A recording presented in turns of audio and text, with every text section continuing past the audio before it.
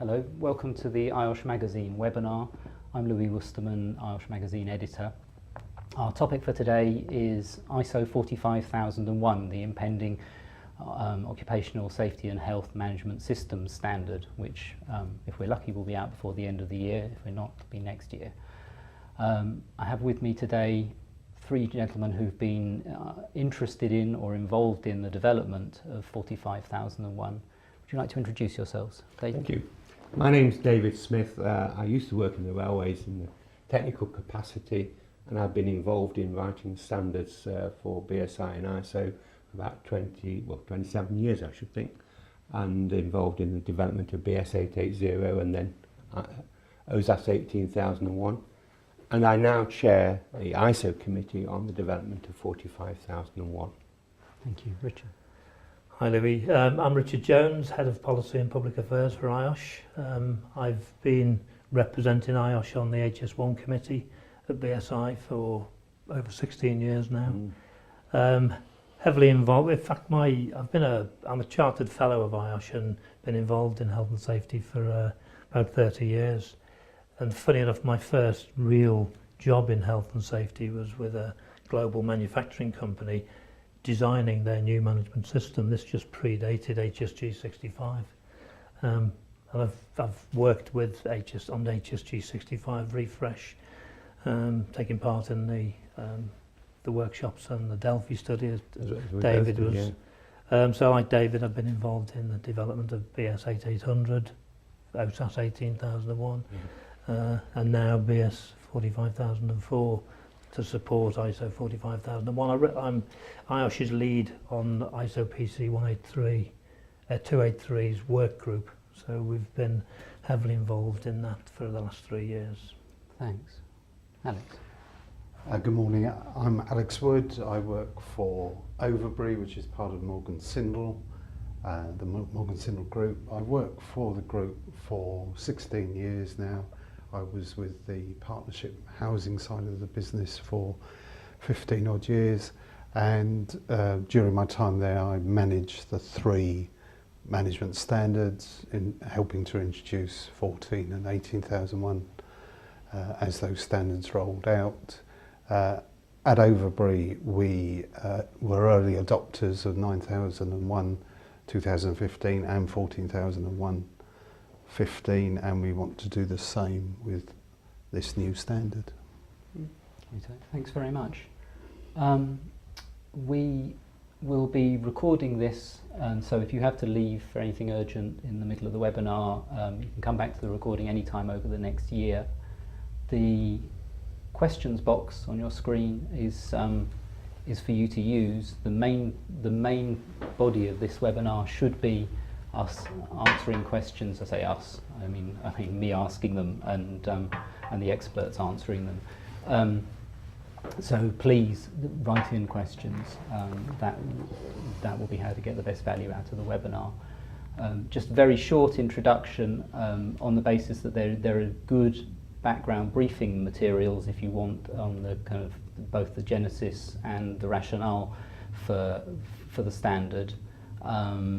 In the form, there's an IOSH briefing which Richard has brought along, which is here, which is also available on the IOSH Magazine website, and that will be it's under the Management Systems tab. But just as a very brief introduction, the UK has had a management system standard in the form of BS OHSAS 18001 since the late 90s. By 2013, the level, if I'm right, the level of international registrations to that standard made BSI think that there was a good rationale to suggest to the International Organisation for Standardisation that it would be worth developing an ISO standard, a truly international standard. And that work's been going on since then. We've had a draft that attracted a lot of comments. The first draft international standard, DIS, took a long time to incorporate comments from, and we've just reached the second DIS2, the second version of the standard, is out for comment by the national standards organisations. Is that? That's correct. That's correct. Yeah.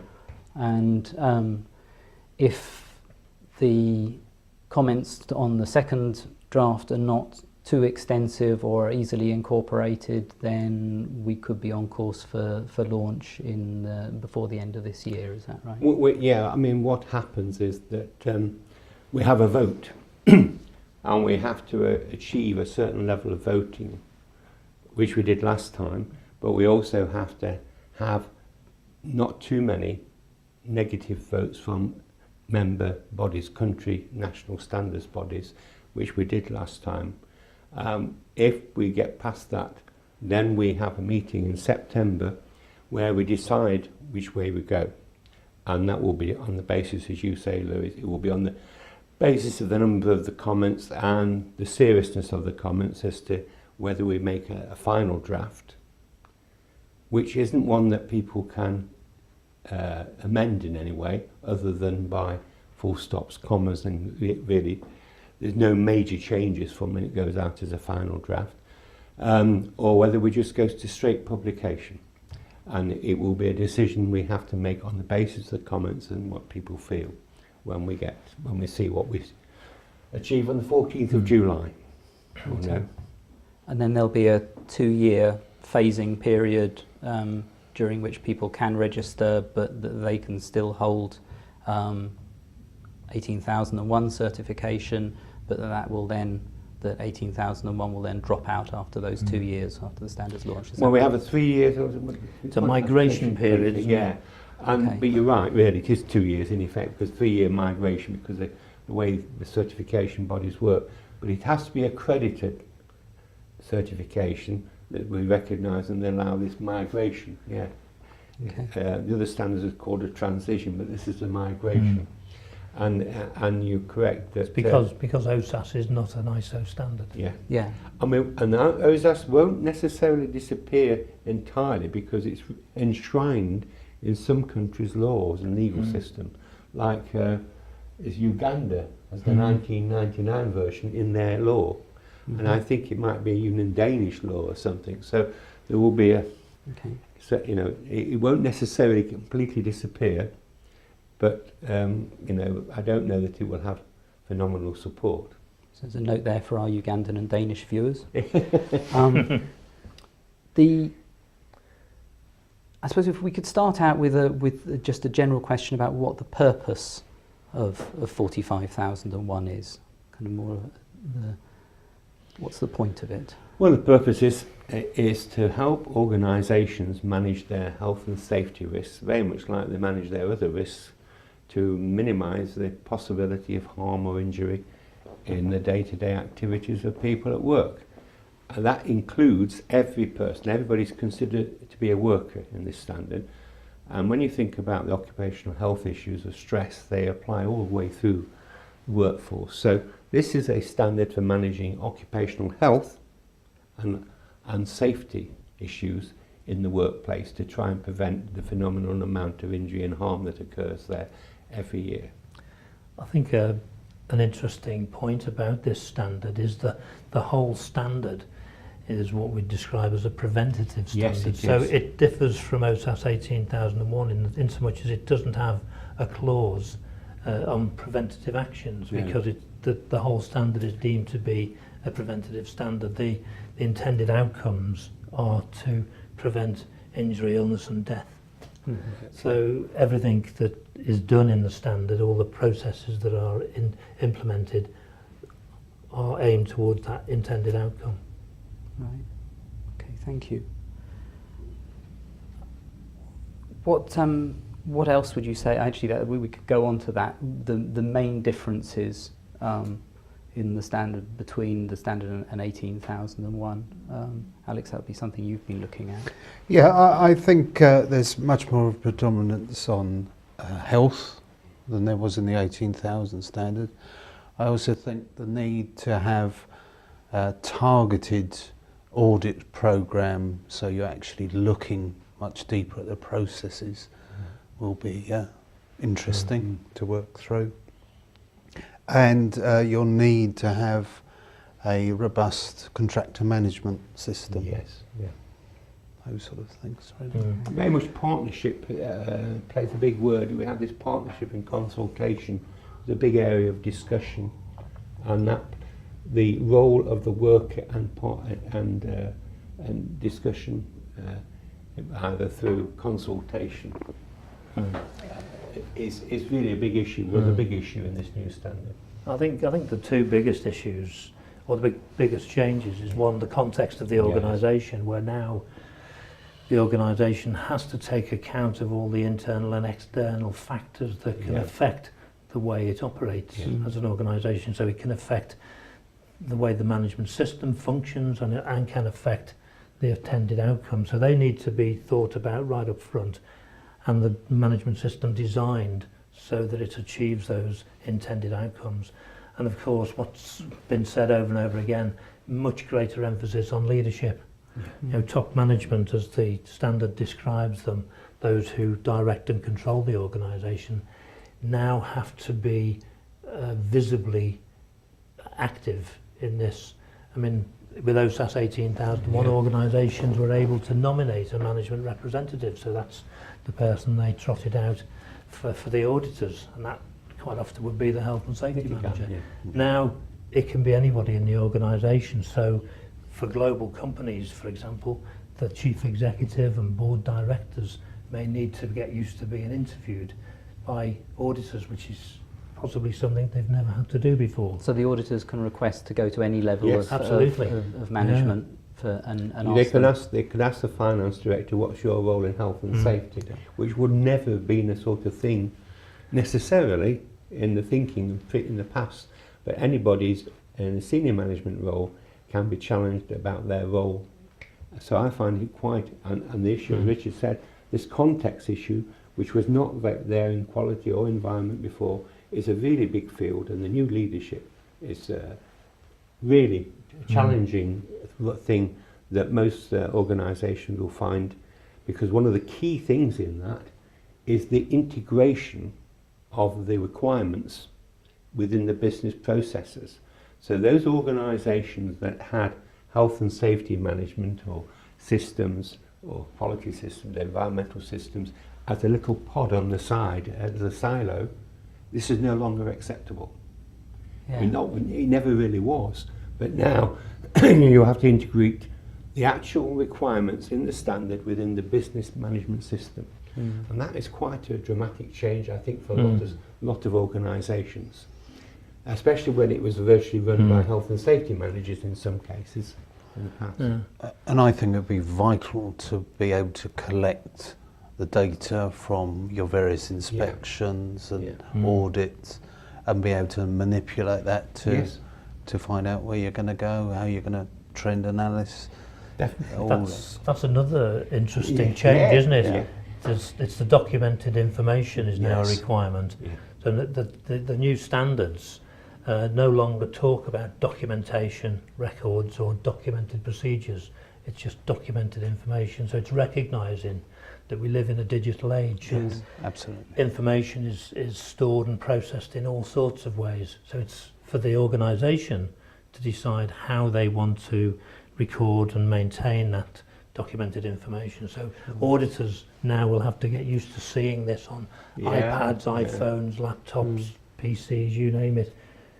Paperwork is still okay, it's not been outlawed, but it's up to the organisation to decide how they want to store that documented information. Sure.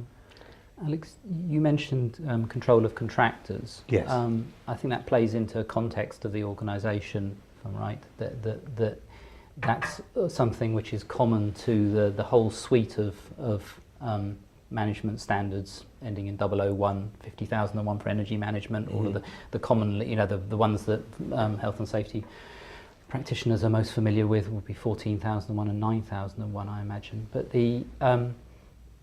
but that's how does that, is that just about supply chain or is it what does context of the organisation? Well, it's the whole supply chain. So that would be consultants, that would be where we work, architects, the whole supply chain rather than just the workers out on site as well. Yeah. So yeah, the whole.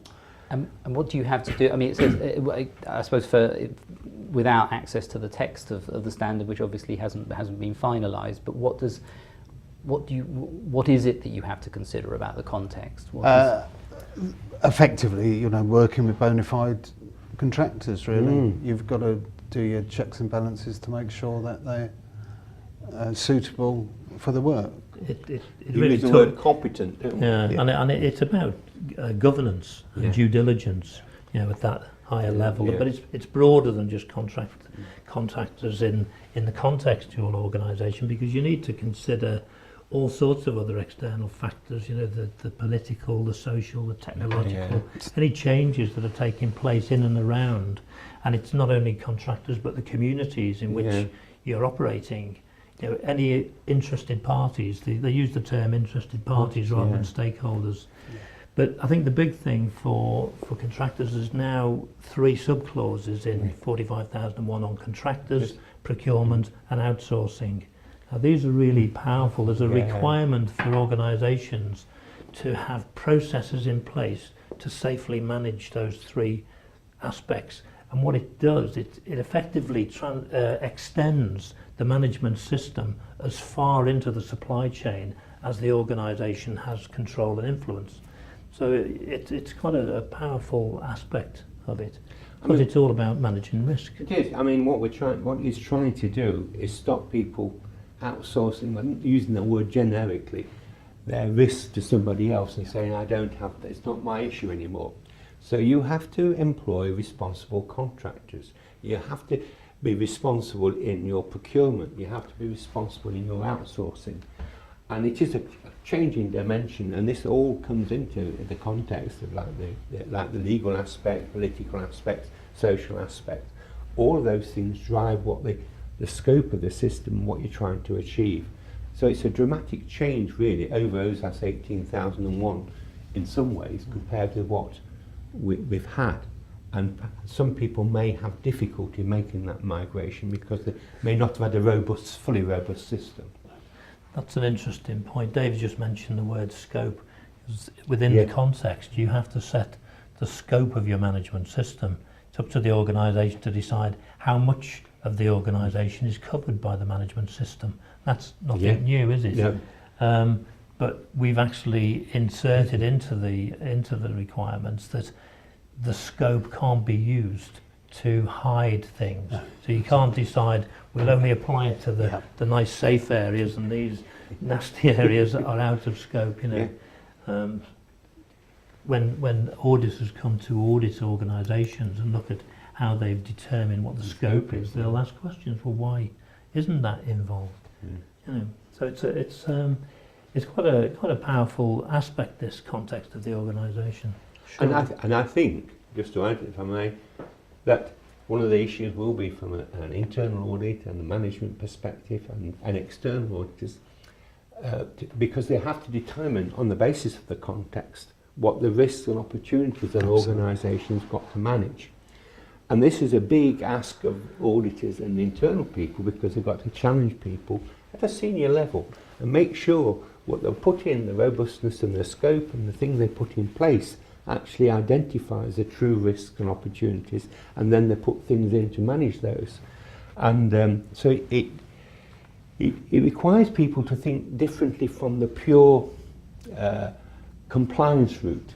If you're just working with a purely legislative compliance route, you will not necessarily achieve your objective in delivering what's required from 45,001. Sure. And another element that received some attention after in the amendments requested to the first draft was worker participation and involvement. Again, using perhaps 18,001 as a contrast, what more will be required of organisations who will move over?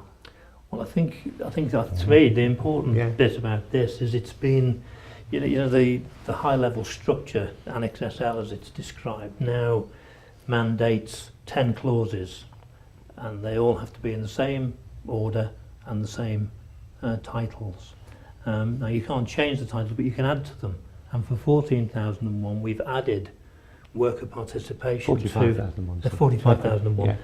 Yeah. We've added worker participation to clause 5, which is the leadership clause. Sure. And it's very clear that the top management have to ensure that non-managerial grades, as it's defined in the standard, are consulted and participate in every stage of the management system. And we've now, to stop a lot of the repetition that was taking place in it, there is now a subclause, clause 5.4, that encapsulates all that's necessary on consultation and worker participation within the standard. Can you imagine what that might look like for auditors going in, what they would be looking for above the fact that workers were just informed that something was going to happen? That would not satisfy an auditor. It's been quite a lot of debate, and one of the things is a translation issue, isn't it, between what consultation means and what participation means, and it does have different connotations. So we've used both words when it perhaps wouldn't appear to be necessary in English, but the reality is that we would be looking to see that they actively engage with workers, maybe having meetings, consultations, whatever, in say processes and how processes are used. And in 18,001, which won't be any different from this, the workers would be expected to be involved in identification of the hazards and the risk management actions. They would be expected to be involved in things such as investigation into incidents. So there's various things you would expect to see, and you could measure with an audit. I think virtually any of the clauses that an auditor goes in to talk about, a valid question will be, well, how have you engaged the workforce in this aspect of your business? Yeah. And if it turns out that they haven't even spoken to them, or they've just informed them, then that won't be good enough. Yeah, there has to be some evidence that they've engaged them positively. As with the management, would it be possible for an auditor to go and actually take their own soundings from worker representatives? Well, that's what you do. Yeah. Oh yeah, as an auditor, and I do that sort of work, you will go to workers and ask them, and the words you use are carefully chosen not to be sort of high level, but you would ask them, tell me how you deal with problems, and who do you communicate with, and that shows in effect management involvement and the consultation process and the communication process that's essential to deliver this. So you can get it from workers, can't you? Yeah, I think it's a good point as well, Louis, because this standard can apply to all sizes of organisations in all sectors now. A lot of people were saying, well, isn't it a bit too much for a small company? But it's a risk-based system. So whatever the system is, it needs to be proportionate. And this is another aspect, a key aspect of the context. It needs to be proportionate to the size, the type of operation, the risk profile of the organisation. So if you get a very small company, micro companies, for example, they don't have things recorded in paperwork or whatever. It's a more verbal culture. So it's perfectly valid for an auditor to go in and talk to the boss and say, well, what do you do about X, Y, and Z? And the boss to repeat that, then go and talk to worker, the same question in effect. What do you do about so-and-so? And if he gets the same answer, then that demonstrates that there is a process that's understood and applied, and that they don't have to see reams of paperwork and anything onerous. David, you mentioned risks and opportunities, which is a phrase that comes up in the management system standards. And someone's asked how that applies in OHSH management. I think risks perhaps we can guess more easily than opportunities. Well, we still have the hazard and risk element that we identify specifically to any work activity, but there are business risks and opportunities within the system as well. which are wider than this sometimes. And you might, for instance, an example I've used is, for instance, if I was going to do a cultural change programme, it wouldn't be for a specific risk or hazard. It would be to try and change the attitude, which would have an impact on the quality, environment, productivity levels, and health and safety as well. And that might actually improve the performance in health and safety, as well as other issues. So we're looking at what we can do from opportunities in the workforce, in the skilling of them, might be training, whatever, which are wider than just dealing with one specific risk, which is where we, in the past, we just looked at controls that apply to one hazard or one risk. Now this is broader in the sense it's more business and system risk opportunities we're looking for at a high level. I think this is one of the challenges we've had to deal with in adopting Annex SL, because risks and opportunities is written in the core text, so we can't do anything with this. And most health and safety practitioners will say, when you look at hazards, there's not many upside risks to that, but we've had to sort of separate out in a way. Yes, we have. So you deal with the risks associated with the health and safety hazards, but you also deal with the risks to the management system itself. What can, and this comes back to the context, what can affect adversely or positively the way the management system operates, and what opportunities are there for improving the management system. So it's, and you can take opportunities. Say, for example, you're installing a new workshop somewhere. You can, what you had in the past might have been a real, dog's dinner, built up piecemeal over years, but you've got the opportunity to start from square one and design in safety right from the start. And I think that's one of the other positive things about 45001 is the hierarchy of control is very much an upfront bit. It has to be mentioned in the policy, and it's used at the very earliest stages in the management system. So health and safety is designed in, and wherever possible, hazards designed out. I think that I think when you think about it, and organisations and it applies particularly in your sector in a way. Reputation is everything. And what you don't, a good reputation, a good record of performance is one of the things that the people that give you a contract will look at. Yep. And that bigger picture about performance and things and opportunities to make sure you're at the top of the league or on the bottom of the league is critical. And that is a business opportunity rather than just a health and safety direct risk as such. It's a bigger picture. And the way the standard is written to make leadership and management commitment a far more dominant piece will actually help in that. And I think that people, there's lots of things that you can do that aren't directed to a specific hazard, and they should be seen in the context of governance and management of risk in the wider element, and the benefits to the organisation, which benefit the workforce as well. Yeah, and the worker involvement in those opportunities. Yes, yes. To grow them. Can I briefly bring us back to context? Because someone's asked, would you envisage auditors going out to suppliers to check to check engagement and control of and influence of suppliers? I think particularly with contractors, I would think that I would have expected that you want to check that there is a line of, and the construction sector would be a good example again, where you would be the whole governance issue, really, same as 14,001, really, with waste, for example. Yeah, I think you've got two aspects really, where you've got contractors who are working, alongside employers. That's particularly prevalent in the construction industry, and so it would be fair comment. You wouldn't expect the auditor to go significantly into the supply chain, but if there was a key process that has been outsourced, then that outsourced process is part of the management system. So it would be fair game for auditors to go and look at how that's being managed in the outsourced. And you could put it into your scope, couldn't you? Because that would be a legitimate scope. I'll visit 2 or 3 suppliers a year, or could be. Yes, I would expect that. Rather like you do in environment, you'd do the similar thing. I think The decision would be, Louis, on that one, would be on the risk.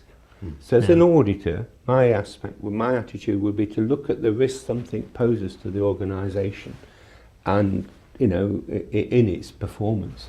And then you would pick those that are critical ones or at the high level that you need to check.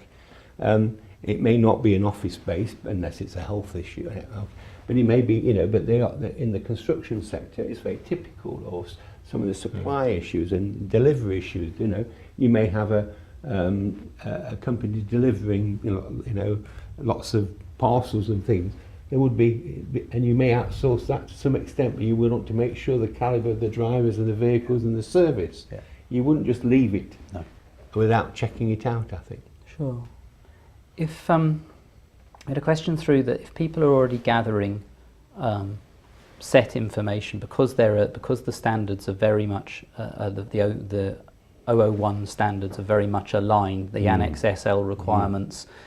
This is the common text that runs between 9001, the updated 14001. All of them have the Annex SL is core requirements for a management system, and so if you're already gathering data for other standards in the series, what you've already mentioned worker participation as something that's gone into leadership as an extra piece.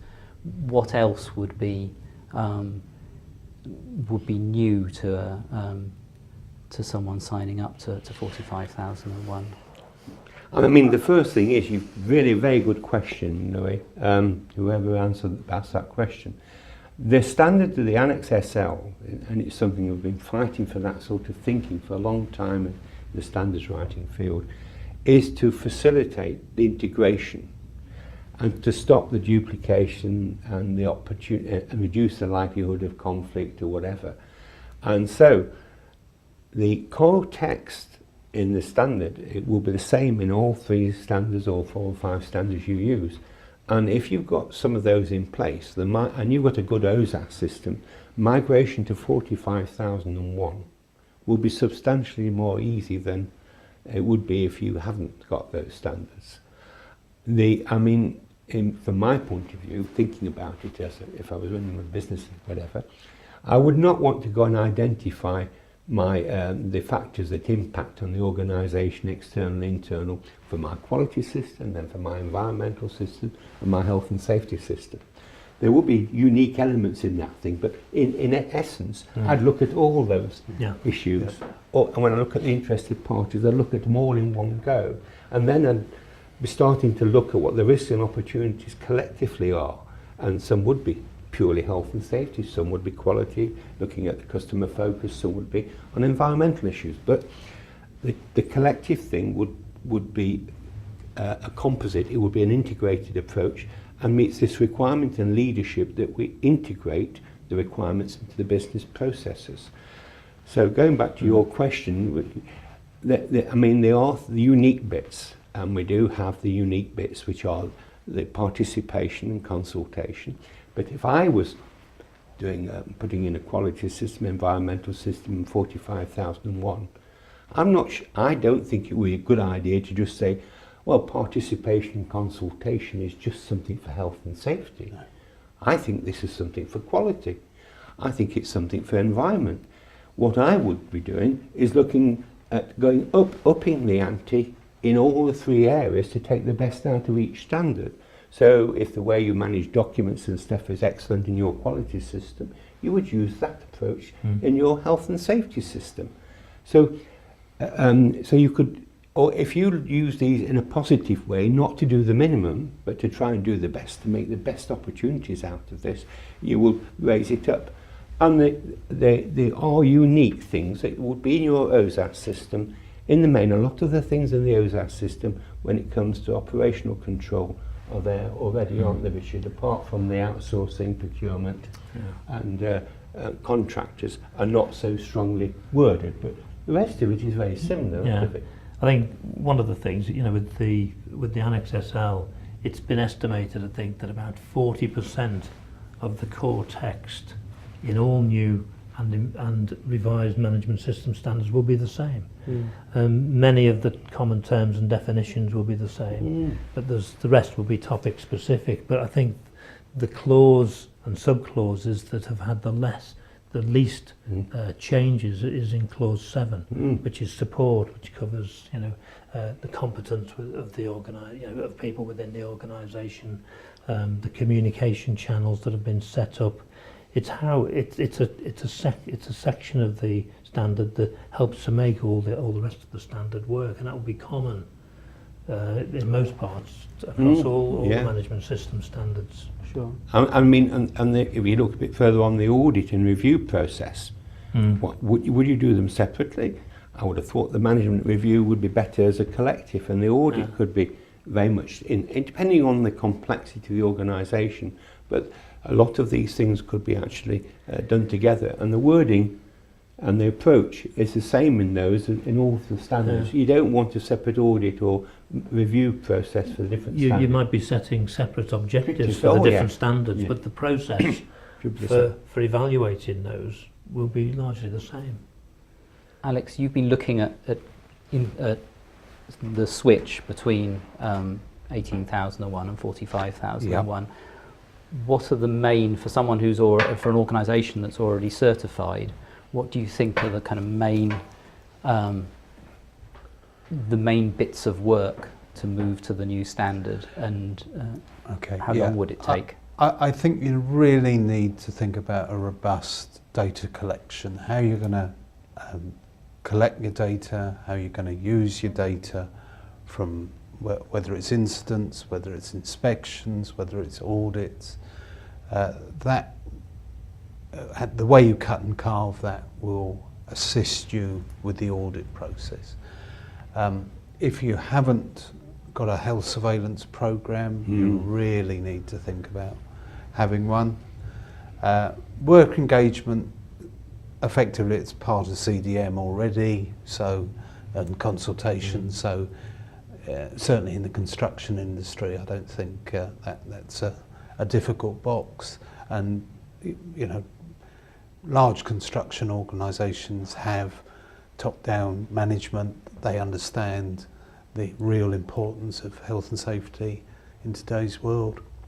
As we said earlier, the worst thing you want is adverse publicity, so it's incredibly important to get health and safety right. I think one or two things looking at the wording of the standards, I think certainly for the smaller organisations may be difficult. Before we started today we were talking about eliminating hazards, and certainly in construction you go into a room, I can understand it with manufacturing and I can see the point, but trying to eliminate hazards when you're a contractor going on a site which may have no access or difficult access, I can see that, and as the standard grows I think that may well be a focus of the auditors, the external auditors, and once you can try your best to reduce or eliminate hazards, I think there will still be some need for control. I think that's recognised, and one of the things that we're pleased to have in the standard, that was in OHSAS 18001, is the hierarchy of control, and I think that's where the term elimination of hazards, because that's the top of the hierarchy. If at all possible, you should eliminate hazards before substituting engineering controls, admin, last resort PPE. But it's recognised that you're not going to be able to eliminate hazards in every situation, but it's always the first option. Absolutely. And if you can do that, absolutely, all the risk goes away. I mean, you can't eliminate electricity in most places. It's always going to remain there as a residual hazard. But I mean, you can manage the risk so that the possibility of harm is very low, and I think people have to get that in perspective. But I mean, in some cases, you're looking at the processes, and the way the new standards are about looking at processes as well as the plan, do, check, act approach. And you look at your processes and say, do we need to do it that way? Is where you could actually say, how do we tackle this job and go about this job at an early stage? And I've had very bad experience in previous life with architects and designers who don't look at the bigger picture as to the practicality of doing something or maintaining something. And so I think if you look at the bigger picture, you can eliminate some things by saying, well, we're not going to have to climb a ladder to get to that light bulb. There's another way we can do it. So I think that we need to look at the big picture rather than just the day-to-day activities when we talk about elimination. And this brings us back to the context again, because one of the aspects of the context you might consider is technological change. You know, and as there are advances, how we did a thing one day may be completely different the next day. If we can introduce new technology that, you know, either eliminates hazards or significantly reduces them, you know, or, you know, you're talking about health surveillance. Now you've got all this sort of wearable technology, you know, that can monitor, you know, people wearing these Fitbits and things, you know. So I mean, you know, you're going into the realm of big data and the Internet of Things, you know, but where you may have the opportunity now to gather data about how your hazards are being managed, you know, far better than you have in the past, which may again, you know, offer up new opportunities to sort of change the way you do things and change the way activities are performed. A robust and focused audit program, I think, will help. Internal audit program will help people flush out the areas where they've got concerns, where they might not be managing a standard as well as they can. I think you picked on, you picked on a very big point, is that we need to make sure internal auditors are really equipped to deal with challenging senior management and don't feel this is a risk. I mean, managers have got to actually encourage that sort of robust challenging and looking in a bigger picture and outside the box when they ask them questions. Because if you do it, the good internal audit is going to be better than the external audit in many ways if they do it properly. And top management need to make sure that they employ the right sort of people as internal auditors who will be prepared to ask and challenge and look at things in the bigger picture, because there are these new opportunities and ways of doing things that might open things up and give a better way and give a better outcome. And we shouldn't be just thinking where we are today, it's where we could be tomorrow. Might mean you can leapfrog somebody else in your field and be far better. I think that's a great point, because the idea of considering the context of the organisation is not a one-off exercise that you do at the start. It actually makes the whole management system a dynamic system, because you're having to continually assess in what the context is. You know, you have new customers, or you build a factory in a new area, you downsize or you merge with another organisation. You know, it can be all sort of, and not to mention the technological changes. So there are continuing opportunities to review how you do business, and then how your management system may have to change to reflect that. I mean, I think in the sector of construction, not just picking on that, but the technological changes reduces some of the most hazardous activities to a manageable level, because you can do things in a different way without having you separate the person from the risk. And so I was seeing the new standard that management review, must be done once a year, but in that you should be looking very much at the context and what the opportunities and new changes that may be appearing in your particular field that may help you manage the disciplines that you're trying to manage in a better way. A couple of questions on documentation and guidance. Richard, you mentioned earlier 45,004, the guidance that will come out to support people in implementing 45,001. One of the questions was, will that be out at the same time as the standard? Yeah, that's the intention. We're trying to juggle our responsibilities about developing the standard, but also developing the guidance alongside it, so that we can get it finished and available at the same time. That it may, if it's not on the exact same day, it will be very soon after. The other one is about It- training for auditors, just to get that in there. Will that be available in time for...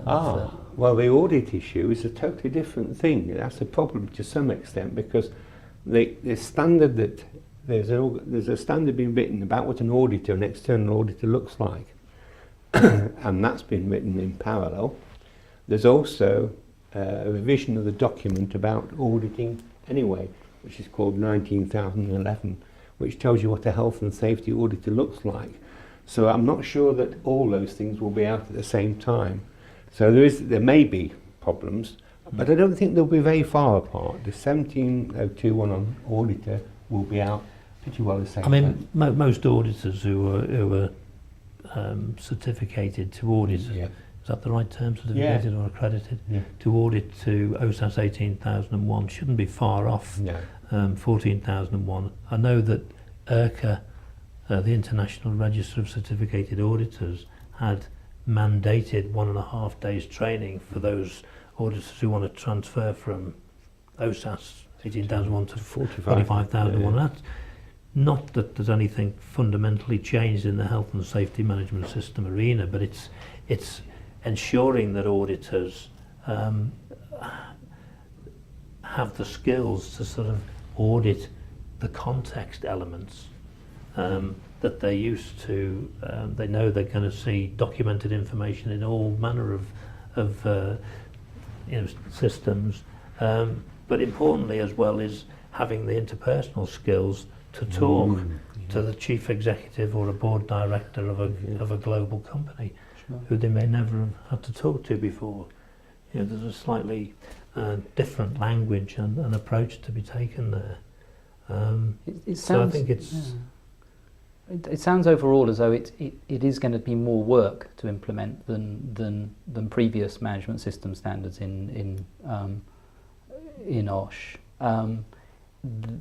It sounds more demanding in the sense that if you have to train senior management in their responsibilities if they're not clear on those, engage more with employees if you haven't done so before. If we come back to this business of smaller organisations who might be obliged by their suppliers to sign up, is that not in a country that prides itself on a regulatory system based on proportionate risk management and as low as reasonably practicable, is that not excessive for smaller suppliers? well, I think it's going to happen whatever you've got. Yeah. If 45,001 wasn't here, we'd still have OHSAS 18,001, and you'd have organisations mandating certification to that. When customer organisations are considering employing other organisations for whatever, whether it's product, goods or services, they have a due diligence responsibility to make sure that they're not importing risks or making their risk profile worse by taking on this supplier or contractor or whatever. And it's an easy way to say, well, do you have this certificate? For the smaller organisations, I think there is a business decision to be made. Do I want to be available to offer my goods and services in this market? So am I willing to take the, if they consider it hurt, to get certification to this standard in order to be able to contract? I've heard comments that some have said, well, it's unfair if you go and you get yourself certificated to this and then you don't get the contract. Well, that's not But true. the issue is if certification to a standard is a requirement, then all those tendering for the work will all be in the same boat. So it'll be something else they didn't get the contract for, not that.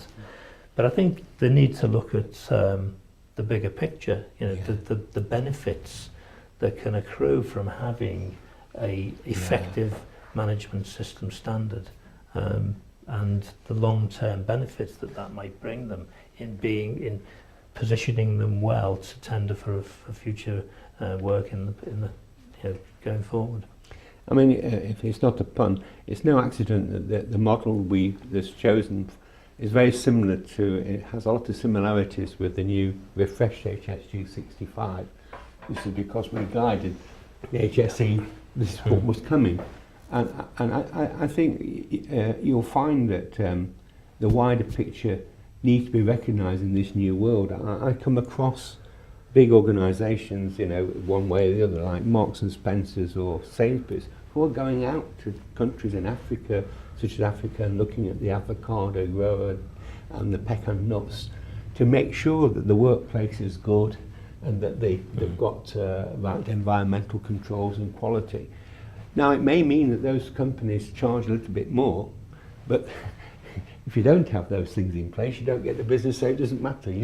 You can. There may be a premium, but they're looking for those things that give them assurance when they're selling to us in the public place, that they know that behind that, the companies that are operating on their behalf are doing a good job, and they don't want to be exposed to risk by having poor companies operating. Yeah. So the baseline is to have these things in place, because otherwise you won't get any contracts, as Richard says. And the thing is, you then got to outbeat them in other things, and it isn't a price issue. In many cases, this is more to do with looking at getting the job done on time to the quality you wanted, and without risk of failure because you've got a business interruption through bad management. So all those things come into the play of the big organisations. It's continuity of supply, reputation, and they drive that down by using these standards to put them into smaller businesses. On this is a very specific question. The latest iteration of 14001 for environmental management introduces the concept of life cycle assessment to look at cradle to grave environmental impacts and aspects. The questioner was asking, can that be used holistically? Can this assessment be used to confirm existing hazards and identify potential hazards in OHSH? You can use a similar sort of approach. I mean, I think you should be careful. What it says in 14001, you should use life cycle thinking rather than necessarily have to do a true life cycle assessment. I mean, you can have a sort of, depending on the world you're working, I think, and you could combine the sort of thinking at looking at these things, and it would depend on the risk in the business sector you're in as to how you can use that. So I think a specific answer saying yes or no isn't appropriate, really. I think there is wording in the standard, if I remember rightly, that when determining the risks associated with any particular hazard, you need to look at virtually a life cycle approach. So from the initial design concepts, trying to design out any hazards, but you need to be considering how it's going to be used by the end user, how it's going to be maintained, and ultimately how it will be safely disposed of. So it's not considering the environmental aspects of that, but it's how, what health and safety risks may arise from somebody's who's going to dispose of it. We were talking earlier about the waste management industry, and it's a good example, isn't it? If you can make stuff that doesn't have to be disposed of and destroyed of. We're coming into the the circular economy now, aren't we? Where everything is reusable. So you need, when designing things, I think it's an important aspect now to consider the whole cycle about when it's finished with its useful life, how can you reuse it safely? I'm sure the average OHSH manager watching this would agree in principle, but would say, good luck trying to, in that job, trying to influence the design of products so that they are recyclable. In a kind of, if you're in manufacturing in OHSH or whatever, trying to, it isn't going to be to satisfy 45,001. You aren't going to completely change the production process. And it depends on, a larger organisation may have that opportunity to influence, but smaller organisations will have limited opportunity for influencing, but they can decide where they get their goods or products and things from themselves, and that might influence, be something they can control. Sure. The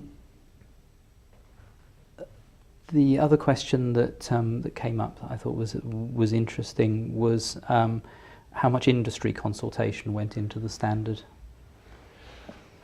Well, you do this in your committees, don't you?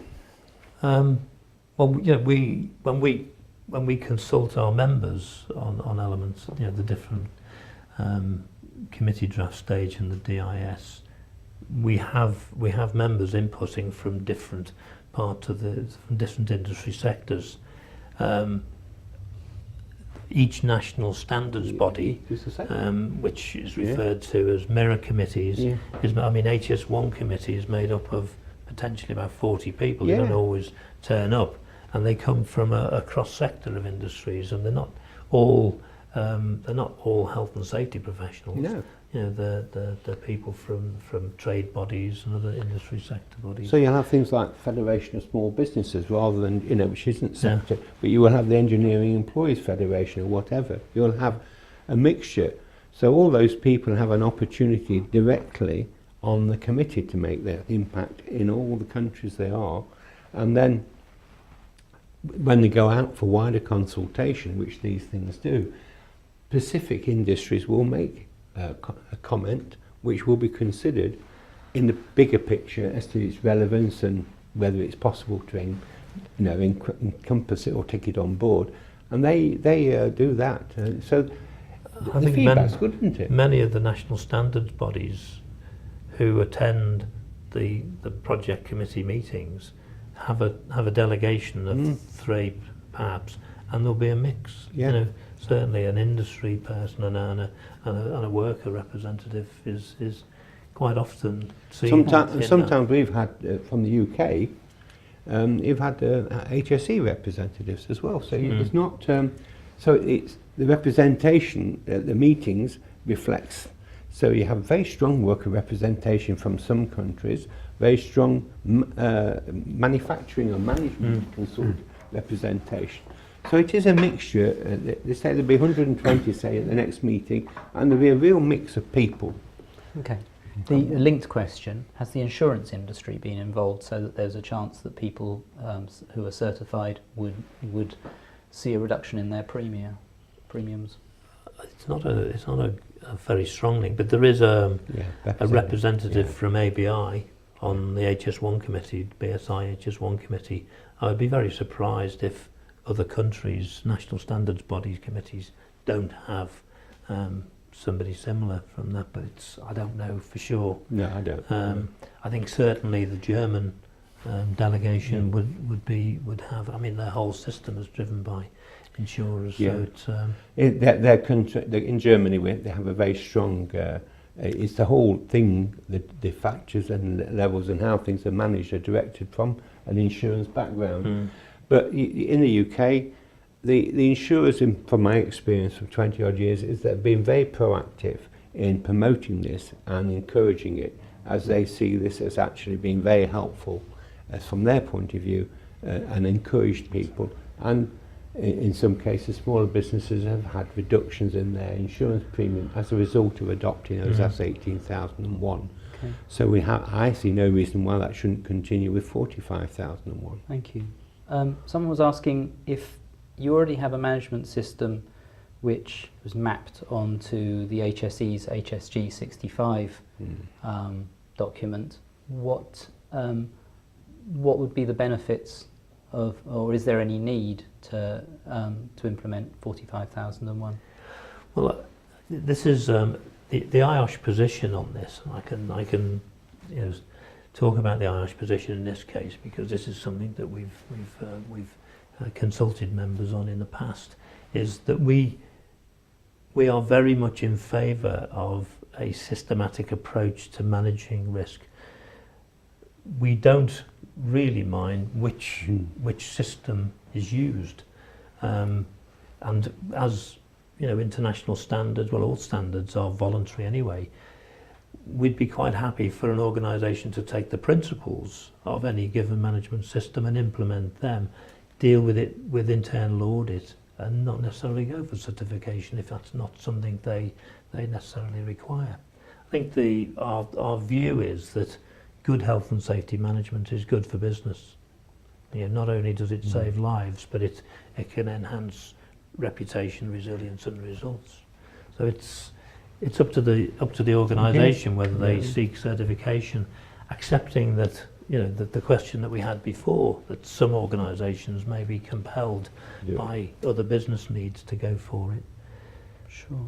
I mean, if you look at the refreshed HSG 65, and hopefully they may change it when 45001 comes out, but it does reference OHSAS as being a way of going beyond HSG 65 because of the audit process and be more powerful.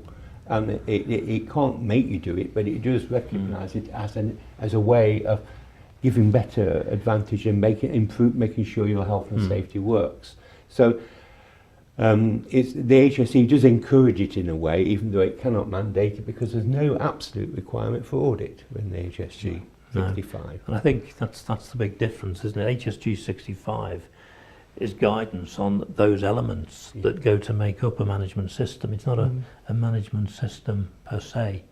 Where ISO 45001 and before that is the requirement standard that explains what you need to do to demonstrate that you're doing all the right things to establish an effective management system. Sure. There was one very specific question, which was if an organisation contracts external health and safety providers, consultants and so on, would an auditor be looking for a minimum standard of qualification or evidence of competence from those? Well, this is a good point. IOSH tried and probably just narrowly failed. I think it was in Toronto, wasn't it? We wanted an explicit requirement in the standard that organisations had to have access to competent health and safety assistance. Now that's not to say that they need to employ a consultant, they can have somebody trained in-house. It was narrowly defeated, but the catch-all in the standard is that there needs to be relevant occupational health and safety competence throughout the organisation.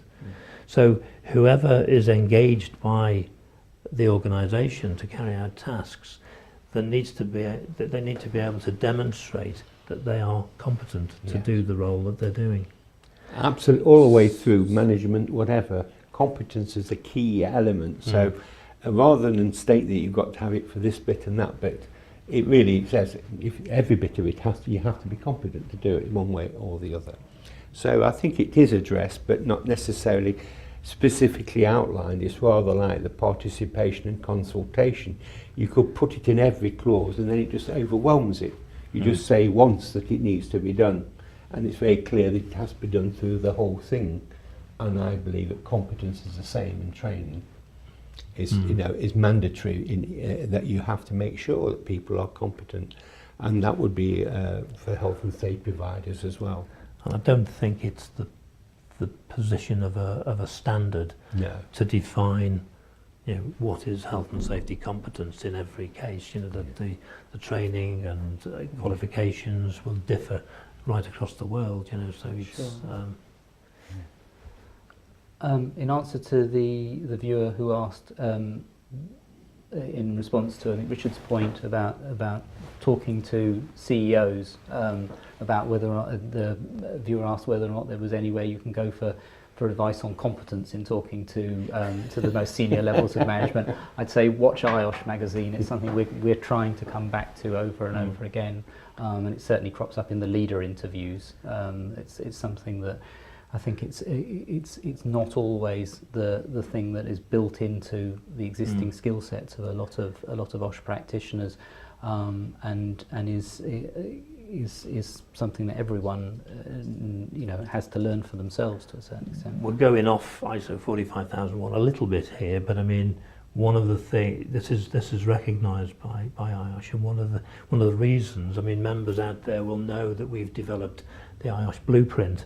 Now what we're doing there is building up a knowledge library, so that when members use it to map their skills and career pathways, there will be an easy route to find the relevant knowledge and information that's required, and certainly heavily influenced in there will be what we describe as the soft skills, those interpersonal skills and business skills, so that members are better equipped to deal with senior management within their organisations for whatever reason.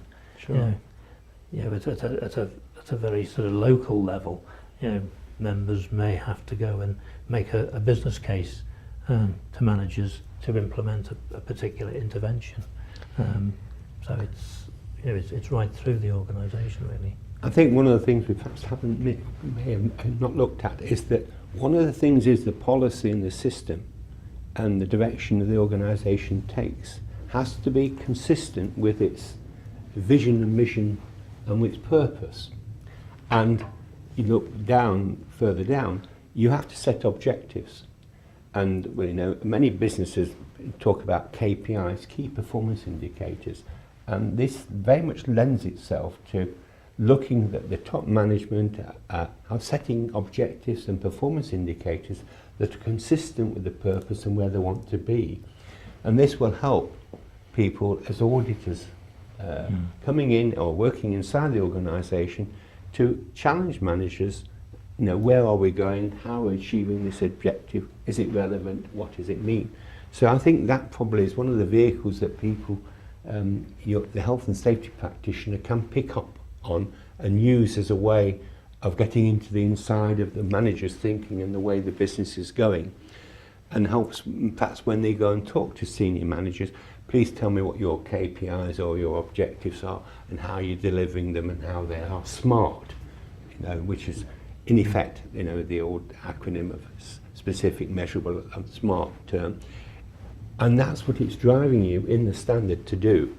And I think that may be the vehicle for people who are internal auditors to actually use without being so directly in the face of a manager. You actually say, this is what the external certification auditor may ask you. Please show me what we're doing so that we can be sure that we satisfy those needs. I think one of the, to make a link back from the IOSH blueprint tool to ISO 45001, because ISO 45001 has this requirement to ensure the competence across the organisation. One of the key points about blueprint is it's going to be opened up to all businesses. In fact, it's available now, but we're continuing to evolve it, so it will be a tool that all businesses use that can check OSH competence right across their workforce, not just for health and safety professionals. So going forward, it's going to be a key tool that businesses can use. So it's certainly one to watch very carefully. Thank you. In the closing moments, Alex, I think there's a couple of questions that touch on what people, you were talking about data gathering earlier on and robust measurement systems for things like incidents. While we're waiting for the final text, what else should people who are expecting to adopt 45001 either from 18001 or just cold without having had a system, what should they be doing? I'd start with probably with the programme of audits, where you're going to target what you're going to look at. As we said, looking at objectives, so you can draw back again and perhaps plan to audit what your objectives and targets are going to be. I'd certainly think strongly about how you consider health surveillance. If you're not engaging with workers, how are you going to do that? How you're going to consider eliminating hazards, because I think that will be a strong point moving forward. And if you haven't had if you don't have a robust contractor management system, you really need to engage with that. I think for an organisation starting from scratch, they could do worse than look at HSG 65, which will at least give them the elements of a management system Plan, do, and check, describes act, so on. describes how those management system elements can be established and fit together. But ultimately they will, as with any, organisations who are moving from OHSAS, there will need to be a point when they assess what they've got now and where they need to be to get 45,001, the so-called gap analysis. Now, whether they do that themselves with internal resources or bring somebody in, for those who have got OHSAS 18,001, they will already be engaged with the certification body, and they'll be all over them anyway. Want to know when they're going to transfer, so they can use that resource. But we're developing a tool for that. I think that's the thing is that that big bit at the front, Richard mentions, in effect, you're doing an evaluation or initial review. Looking at the context is the part to start with, isn't it? And the leadership and the sections 4 and 5. You need to get your head around those bits, and that gets you going forward. But it is going to be a big step. But those who have 18,001 shouldn't find it much more difficult than managing those bits, new bits. They will have a lot easier route forward. And certainly HSG 65 has the foundations. And if you look in the HSE website, they have very much improved in some of their guidance on particular things. So it's very much simpler, some parts, to read and access. And they will help you. I mean, in 45,004, when it's finished, will be another stepping stone, because the reason they're doing BS 45,004 is because UK is more advanced in its thinking than some of the other countries, without saying we're great, but we're better performance in many countries. And so we're putting some of the guidance in there to say what this means and how you might achieve those extra things in worker participation or incident investigation, whatever. So there are tools out there to help you, and certainly the basic things that are out there are good starting points. And I think for those who haven't got a management system, take part in the public consultation, and at least they'll get to see what the requirements are of 45,001, and gives them a good start in that way. I know we're nearly running out of time here, but I would like to say to any members out there, if they haven't already done that, visit the IOSH website where we've got an ISO 45001 resource hub. You'll have to log into My IOSH, where there's briefings, webinars, and presentations, PowerPoint presentations, and we'll be continually updating that and what we want. And if any of you out there are thinking, like Alex, of being an early adopter of 45,001, get in touch with me. I'd really like to work with you to try to develop case studies so that we can post them on the website and help everybody else. And we hope to make that more widely available to the general public in time. Thanks very much. So yes, your last opportunity to see the standard for free, if you're an IOSH member, is to go and comment on the current draft. Well, even if you're not a member, you can go onto the BSI website and you can see it clause by clause. You can comment clause by clause, so you can do that an input, which is then consolidated and reviewed to see whether it impacts on the comments. Or for about 68 Swiss francs, you can buy it from ISO. Yes. Just one last one, I think, which is an important one that's come in, was Alex, if you were making a case to a finance director for the cost of certification, what would you highlight? In order to, certainly in the construction industry, in order to get on a number of tender lists, you can't. But that's not really about benefits. That's about that's about okay. You can't not. Yeah, no. Well, the benefits will grow out of. I think the data collection will be fantastic, so we can do much more root cause analysis of why people are doing wrong. Grow with that. Use that to assist your supply chain. I think the health surveillance side of the thing is so important in today's climate. We've got to do more about health. It's still health with a small h in a So lot it's of absolutely, industry. I mean, if we translate this back to a finance director's thinking, if we're talking about competence to talk to senior management, you're saying reduced absence rates. Absolutely, That's- absolutely. Yeah. I think people Possibly don't. lower insurance Yeah. premiums, which is... I think people don't realise how much time's lost if you look at from a stress sort of issue. You know, it's called psychosocial risk, which is something we're thinking of tackling as well. You know, longer specifically. But if you look at the cost of that to the economy and to each company, it can be quite enormous. And I think if people start getting those figures, and I agree totally, but you need to get that information and understand why people are off and what the issues are. And when you start doing that, not in an aggressive way, but in a way to help, and it's done properly, then you start to get a picture of why the absenteeism is so much higher in your company compared with other companies. And you think, oh, we have one day, our workers have 1 day a year off more than they do. Well, that equates to this cost, you know.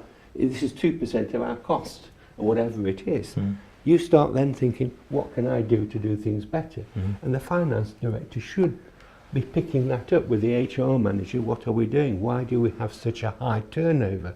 Why do we have, have such a high training bill? And these things can all relate to little bits of the picture in the management system that all correlate. And it might be we don't consult, we don't participate, we don't train, we aren't looking at competence, we don't have good management. But they actually all add up to better performance if you get it right. And then that's a business case for you. So I should actually flag up here the IOSH Life Savings campaign. The material's still on the website, and this gives you all the tools for making the business case. But we talked about HSG 65 quite a bit, and HSG 65 is the number. The title of it was Successful Health and Safety Management, and HSC created this in 1991 when the European Framework Directive came in, and we knew that management systems were going to be required. Now, they did it by going and looking at what good companies with good health and safety standards were doing, and that's what they put into their first HSG 65. Now, it was refreshed quite recently, and the long Delphi study that was done really just confirmed the main requirements for an effective management system, which was strong leadership, sound business processes, skilled and competent workforce, operating in an open and trusting environment. Now, if organisations can introduce a standard or a system that meets all those, then they won't be far off. It was interesting when we did this, Richard and I sat together, they identified, the team of professionals, that the core requirements didn't contain the words health and safety, did they? Leadership, commitment, risk were all really business terms, and if they were being looked after well, they manage your business as well, but health and safety. And that's where the refreshed HSG 65 came from, because it recognised that the key business issues, managed well, delivered what you did from health and safety as it did for anything else. And HSG 65 refreshed is very much business. And the big change in HSG 65 was moving from the old POPIMAR to Plan, Do, Check, Act. Now, the difference between POPIMAR and Plan, Do, Check is hardly anything. But Plan, Do, Check, Act is more recognised in business by businesses and business leaders, so it makes it more accessible. Well, on that point, I'm going to wrap up. Thanks everyone for attending. Thanks very much for our experts in the room. This will be available for a year from today or tomorrow on the IOSH Magazine site. I'm going to presume on the goodwill of our specialists and say that there are the few questions that came in that we didn't have time to group together or answer. Would you be willing to provide answers to those, and then we can put them up on the web? Absolutely. Thanks very much. That's much appreciated. So thanks again for attending, and this is the end of the webinar. Thanks for the opportunity. Everyone. Thank you very much. Thanks, Louis. Thanks. Bye, everyone. Bye. Bye.